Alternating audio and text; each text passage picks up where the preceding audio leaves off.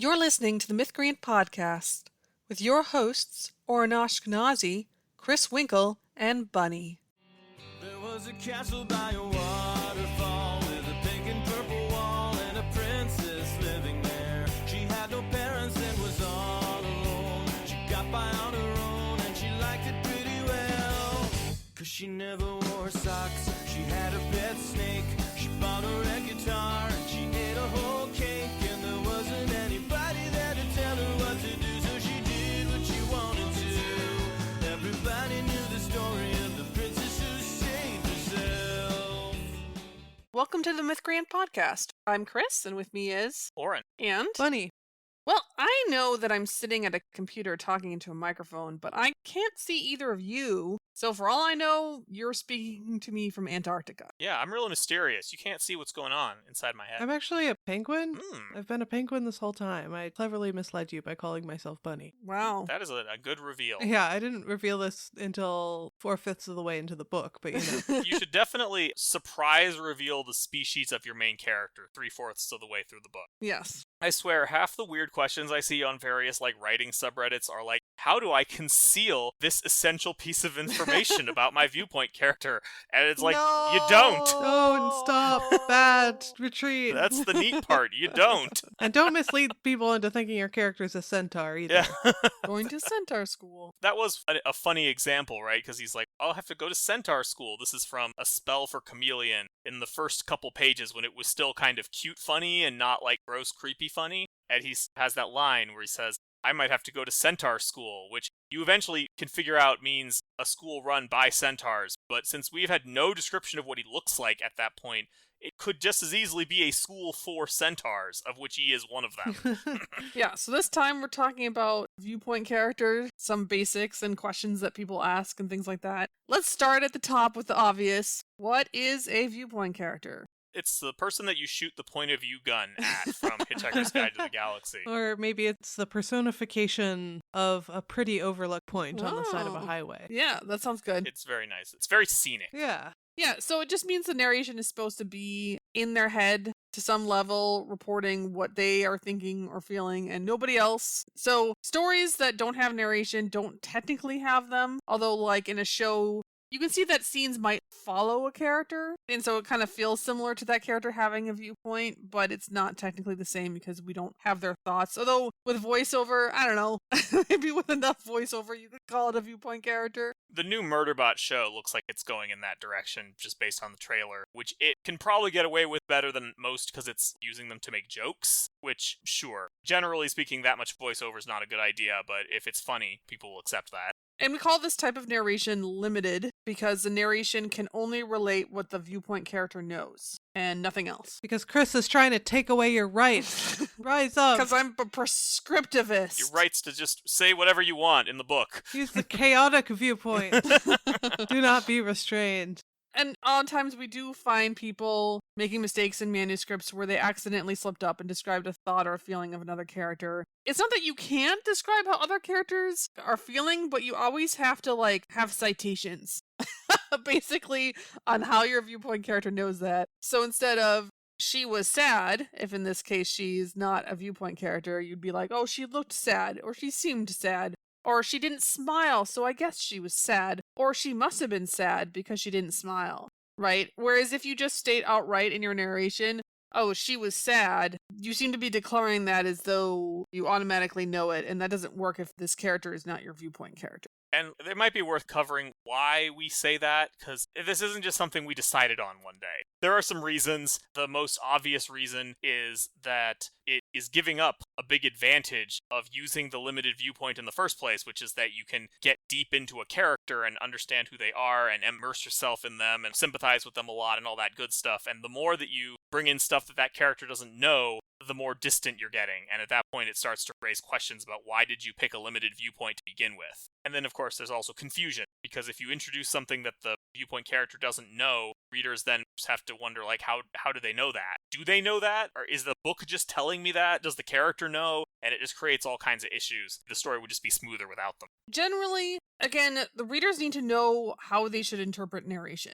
And so if you have a viewpoint character, The idea is that when the reader reads narration, that is supposed to be at some level a reflection of the character's experience. And that can read very differently than if there is an outside narrator, like an omniscient personality, narrating the story. That can just mean different things. The narration can be saying different things that way. And if you do want to have a lot of emotional intimacy with a character and you want the reader to get really attached to them, get familiar with them, bond with them, then you want the reader to be in their head a lot, knowing what they're thinking and feeling. And at that point, it's a lot more convenient to stick to just, yes, everything is happening from their experience, as opposed to a lot of omniscient narration actually will do that, but you have to start from the idea of a personality outside the character's head and then smoothly dip into their head and back out again. And it's almost like more work. And also, having a viewpoint character with limited narration does help writers focus on what's important. Because a new writer doesn't necessarily know what they should focus on in their narration and what's important to the story. And I do think it can be very helpful. So yeah, it helps build more emotional intimacy. And at the cost of giving up the convenience of being able to just say whatever you feel like in the narration. Don't worry, though. Authors will find plenty of ways to go off on random tangents that they shouldn't within a limited viewpoint. Authors are creative that way. They will not be stifled by words like limited viewpoint. Look, a limited viewpoint character can think a lot of weird random trains of thought, is all I'm saying. Yeah, but it's not the same. There's limited is different from some other things, like it's different than close narration. Apparently, people are using the word deep POV a lot. Apparently, they're not very consistent about what it means. Yeah, I see it come up sometimes, and it is usually in the form of people complaining about it, and they don't seem to know exactly what it is. They seem to be conflating limited and close narration. And close narration specifically refers to how much the narration is just the character's thoughts, which is usually paired with limited, but they're not exactly the same thing. Yeah, so close is a matter of narrative distance, where we've talked about narrative distance before. Every single time I have an article on like point of view, I have to tell readers again what narrative distance is. It's kind of a pretty technical, complex topic, but it's basically where the narrative camera is. Does it feel like you're looking at the character from like hovering in the air far above the city? Or does it feel like you're looking down at the character from somewhere like a foot above their head? Or does it feel like you're behind their eyes, for instance? Is it Stardew Valley, Call of Duty, or Hades? Yeah, that's great. That's great. So if it's really close, that's the feeling that you're like right behind their eyes. And that generally means that you're using limited narration. Although, again, omniscient can do it like temporarily if it's careful. But at the same time, limited can get surprisingly distant. So an example, Gideon the Ninth, real popular book, is in what I would call distant limited. It's not like super distant because you can only get so distant and have a viewpoint character, but the narration doesn't entirely feel like it's Gideon, for instance, thinking those things or talking about those things. But at the same time, it still is limited because it restricts itself to what Gideon knows.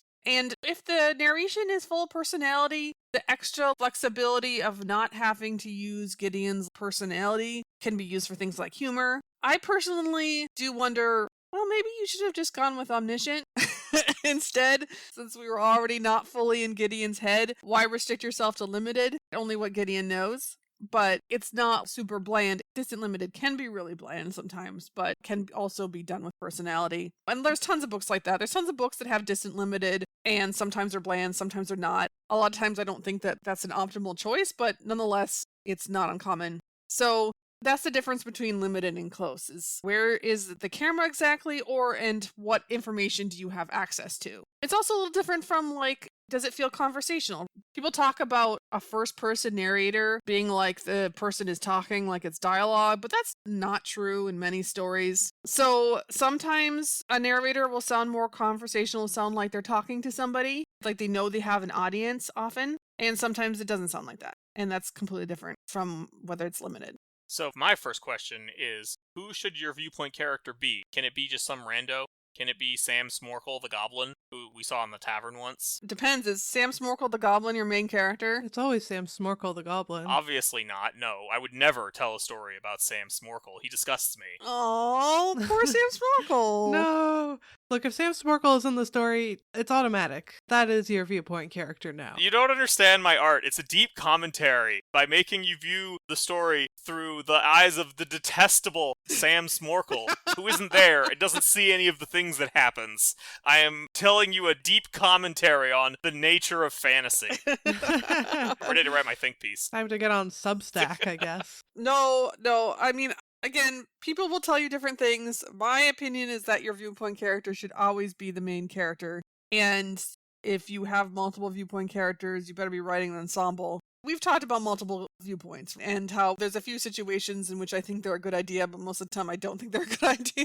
But basically, I really, really think that the viewpoint character should be the main character. We even had this, I think, as an example in our Unworkable Story Choices episode of the Watsonian POV. Just say no to Watsons. Yeah, just say no to Watsons. I'm sorry. If someone approaches you in a back alley and opens up their trench coat and there's a Watsonian viewpoint inside, just say no. Just dare to say no. The reason is that readers just grow more attached to the viewpoint character, which is just really important. It's really important for having people be engaged with your story, is for them to like your main character, and they will like the viewpoint character better. I'm sorry, Robert Jackson Bennett, but I care more about Din than Anna. I know Anna is your favorite. I can tell. And she's fine, but Din is where it's at. I'm sorry. Din is where it's at. Din's my special boy. You give Din more to do. You hear me? You give him more to do, Robert. You turn this around, Robert. And also, readers, reasonably expect them to be important. I do think that setting your viewpoint characters also is a signal to readers about which characters are of central importance, and that readers will generally purposely get more attached to them. They'll give them the benefit of the doubt. They do have some, it's not like completely voluntary, but there is definitely some level of choice involved in who the reader gets attached to. Hence why when a show kills off too many characters, people stop getting emotionally invested because they choose not to, because they know they're going to get burned after a while, for instance. Yeah, I'm not convinced people can make the choice to get attached to a character that they don't like at all, but I know for sure the opposite works, where they can decide to not get attached to someone who they might otherwise have liked. Yeah, I mean, I do think there is an element of, okay, we know this is the main character. If we want to like the story, we might try to cut it a little slack. The point is that is also beneficial. So yeah, definitely the viewpoint character should be your main character. And you can also turn an audience against your viewpoint character, to be clear. They get a little bit of automatic sympathy because they're the main character. You want to root for the person whose story this is, or who is your primary eyes through which to view the world and the story. We're just more intimate with them than we are with any other character. So, of course, people are going to find them more sympathetic. But if your character is a jerk, you can lose goodwill pretty quickly. And if the main character is a jerk and people don't like the main character, that's probably a recipe for them putting down the book more than disliking any other single character. Yeah, the stakes are certainly very high. Yeah, looking at you people who are writing villain protagonists. It's not impossible to do, but There's an audience for that. I'm not convinced that's the best move, to be intentionally limiting your audience to only people who like that kind of story, but, you do you. Yeah.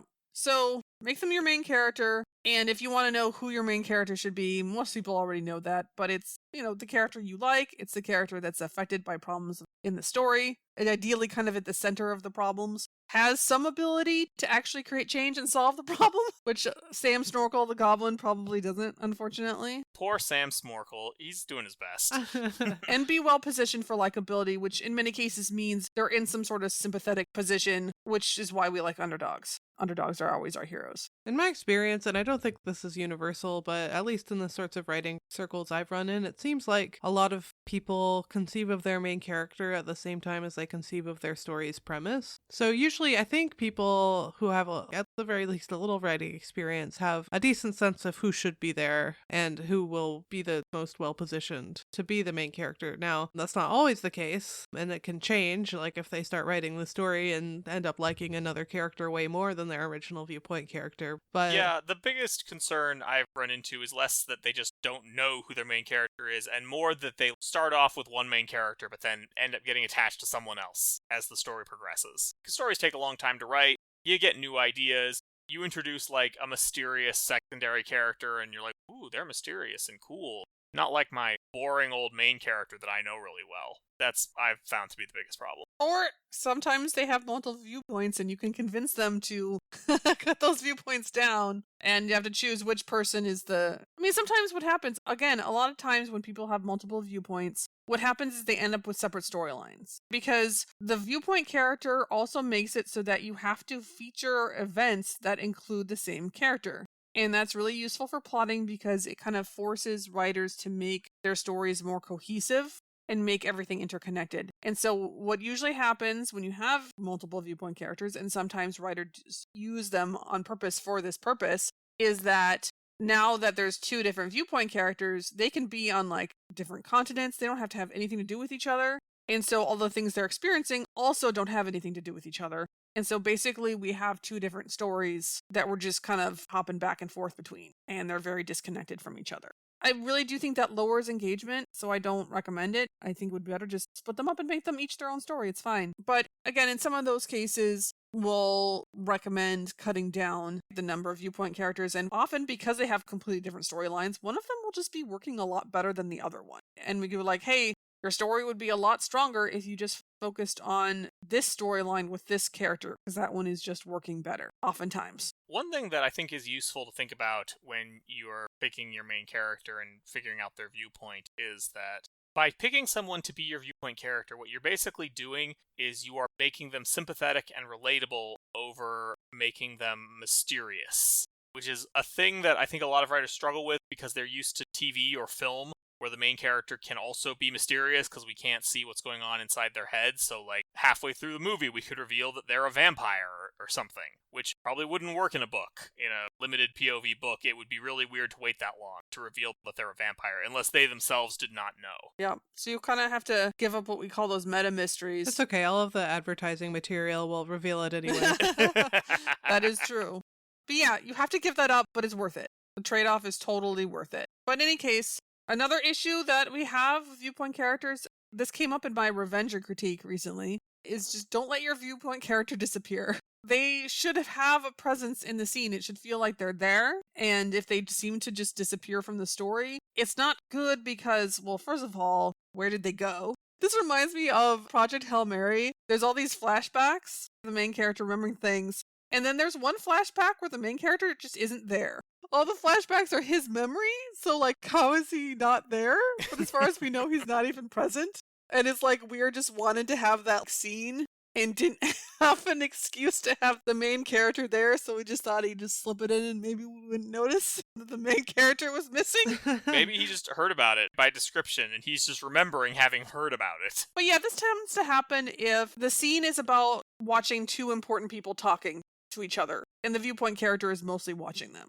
Is when this tends to happen a lot. Don't let them just be a camera. Yeah, it can be hard to figure out what they do. Ideally, they would participate in the conversation. Failing that, like maybe let's say your viewpoint character is actually eavesdropping, so they probably shouldn't chime in. You can at least have them react to what they hear, give some emotions, and if you create a pause in the conversation, you can use that to have them think about what they're hearing a little bit. They can at least react. Definitely a less is more situation. For me, this has always felt normal because I just think of it in terms of role-playing games, and if my players have to sit and listen to two NPCs talk to each other, they're gonna be out of there. Except for when we had that fantasy arbitration. You were so self-conscious about that, but we all loved it. We're like, yeah, no, we'll just sit back and watch the GM talk to himself. We were so invested. Yeah, well, that was like 3 NPCs that I'd spent a huge amount of time getting you involved in. One of them was like your love interest, and the other was your evil frat lady bad guy, and there was a lot of effort that went into that scene. I would not have tried that at the beginning of the story. But yeah, the other thing is if your viewpoint character disappears, what you're left with is what I call film POV.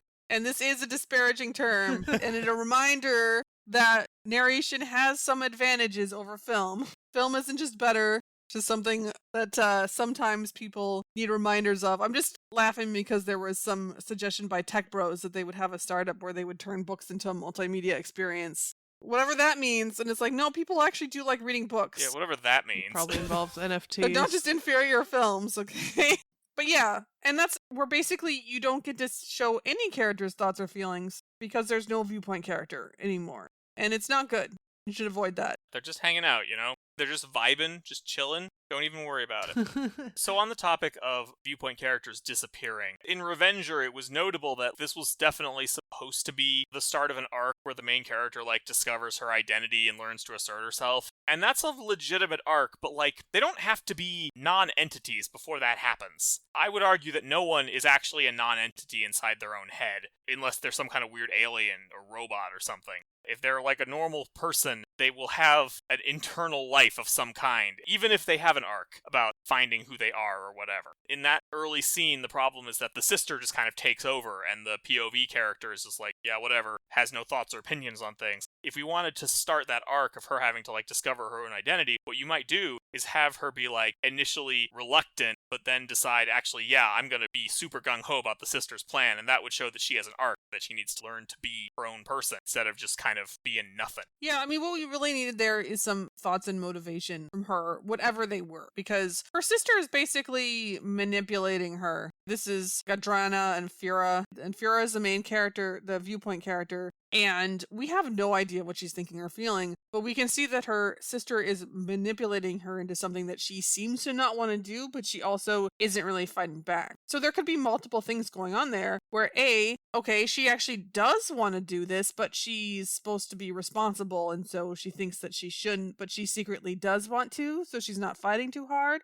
Or she really doesn't want to, but she feels a lot of pressure. She wants to make her sister happy. There could be all sorts of things happening inside her head as this occurs, but if we don't know, she just feels like a sack of nothing. We don't get to bond with her. We don't get to understand her. We don't develop as much attachment to her. So we can't just leave it blank. It has to be something there. Okay, so a few common questions. The biggest question that everybody always asks is, how do I describe my viewpoint character? You don't. You never describe them. Don't mention what they look like at all. They might be a penguin. Honestly, if it's a short story, you might not have to. I do think that it matters, but I think at novel size, people do expect you to describe your viewpoint character. Or you could be like John Scalzi and not describe anyone, including the main character. He doesn't have time for that. Some sassy eyeballs named Jamie. Yeah, well, I think Jamie is supposed to be gender ambiguous. But you could still, even a gender ambiguous character, you could still say a few gender neutral things about that character's appearance if you want to. I mean, Murderbot is also... Well, Murderbot is non-binary, I think. Whereas Jamie is ambiguous, as in, Jamie could very well have gendered pronouns, we just don't know what they are. Murderbot is actually the same. Murderbot's gender identity is not stated, at least not in the first book. People had to go and, like, ask Wells in, like, an AMA about that, and that was how we found out that Murderbot's pronouns are it.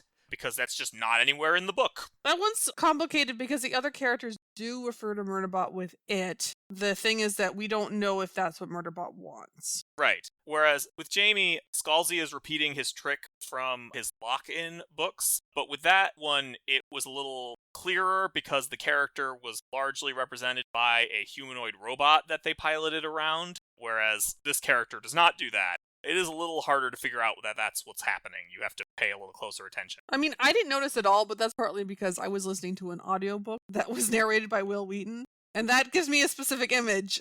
Jamie also acts in the first scenes what Jamie says and what Jamie's doing. It was hard for me to not imagine Jamie as a guy. Well, the thing that got me about it was that, mild spoilers, I guess, there's a rude, evil tech bro in the story, and the way he talks to Jamie, I'm just, it just doesn't make sense to me that he's talking to a person he sees as a woman this way. Right, and the way Jamie talks to him also. Like, he talks to Jamie like one of the bros. And to be clear, this takes place in the real world. It takes place in, 2020 explicitly. So you don't have the ambiguity of maybe a gender egalitarian setting. I'm willing to conceive of the possibility of some asshole tech bro who talks to women like they're part of his asshole tech bro circle. Not like that couldn't exist. It just did not seem likely without any attention called to it. Right. I suspect that's accidental on Scalzi's part. That Scalzi was just writing from the perspective of a man, since he's a man, and might not have realized that that would come off as gendered. Yeah, and I think I agree with Oren as well that I think I did just implicitly be like, yeah, the way Jamie is acting in this first scene and that sort of exchange with the first asshole tech person did strike me as like, I can't really envision Jamie as a woman in this case, just because of the dynamics of that. Or at least not someone that other people perceive as a woman. Yeah.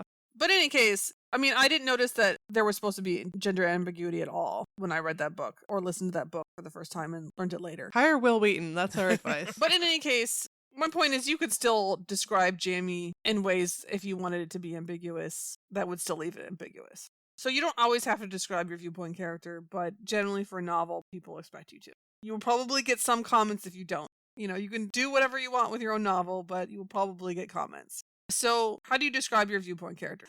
We're assuming that this is something where you're kind of in a close perspective and the narration is closely representing their thoughts and experiences. And people used to have their viewpoint character look in the mirror, but that's considered cliche now. You just want to find a reason to remind them about their appearance so they think about it. So have them dress up, or maybe they get like dirt on their clothes and hair, or perhaps they have a friend or family member that they would reasonably compare themselves to in the way they look to. Instead of looking in a mirror, they can look at photos or paintings of people. I have an article with a list of more ideas, but the key is to just, okay, when does your appearance matter? When do you think about it? And then create one of those situations and get them thinking about it a little bit.